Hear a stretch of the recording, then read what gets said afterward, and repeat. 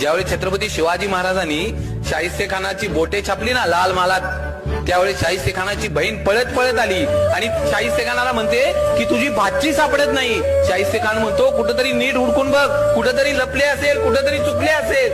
बहीण म्हणती मी सगळीकडे बघितलं पण माझी पोर सापडत नाही. त्यावेळी ते शाहिस्ते खानाची बहीण म्हणते मला वाटतं छत्रपती शिवाजी राजांच्या मावळ्यांनी तिला पळवून नेला. आणि तो शाहिस्ते खान म्हणतो छत्रपती शिवाजी महाराजांचे मावळे काही करू शकतात परंतु कुठल्याही आया बहिणीच्या पदराला हात लावू शकत नाही.